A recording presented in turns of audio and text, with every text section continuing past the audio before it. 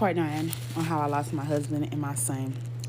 And I'm sorry that I had to break this up. I had no idea that it was going to take me this long to just actually speak about it. This is my first time speaking about it. So I'm sorry that it's broken up in so many parts. I think this is going to be my last part for tonight, and then I'll try again tomorrow.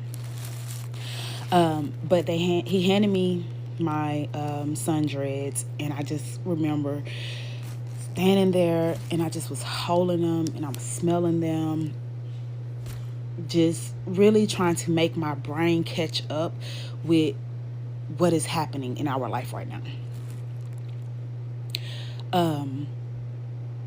I called my husband's mom on FaceTime. She requested me to call her because I called her when I was on my way to the funeral home, and she said, I want to see both of them. And I let her see both of them on FaceTime. And now it's time for us to go home. So on my way going home, I was destroyed. I was just, it felt like it happened all over again, because now I've seen them and I realized that this is real. And what are we going to do from here? I have no clue. But my mental state was in shambles. It was horrible.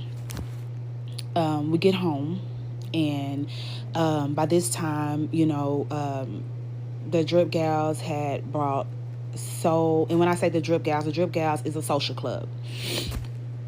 They brought so much stuff for us. Square Business Riders had so much stuff for us, so much food, water, toiletries. They actually showed me how I have felt so many people when they have lost a loved one.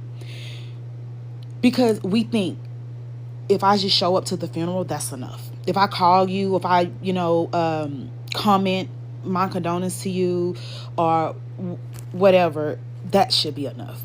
And it's not. So now we're moving into planning a double funeral. One of the worst parts that I can tell you this, the funeral process makes this process even harder. The funeral process is the worst process. I wanted to have both of their coffins closed. I did not want to see them, but this was before I actually seen them at the funeral home. So now that I have seen them, I sit down with my girls and my mom, and I tell them I'm opening up both coffins at the services. And my mom and them, they agree. So I set their funeral date to May 25th. This was going to give my husband family time, my family time. My family stays, 5.5 hours away. His family stays in Washington. This was going to give everybody enough time to get into town.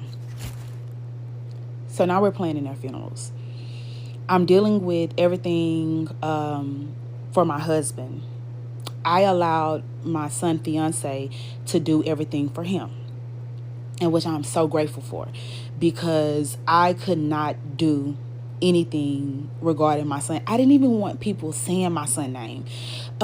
It got to the point to where family members was coming in, and everybody who was already there the day of the accident knew from that point on not to mention my son. Don't say anything about him. Don't say anything. You don't even say his name around me. And it got to the point where family members was like, are you forgetting that you lost your son too? Which is, I understand, because everyone was talking about my husband. Everyone was, just telling memories about my husband. No one mentioned my son because they were on notice not to mention my son. The sound, just people saying his name, just made me lose it every time.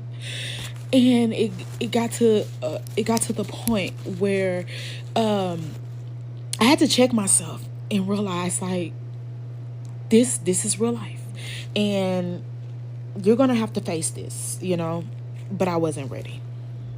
I wasn't ready.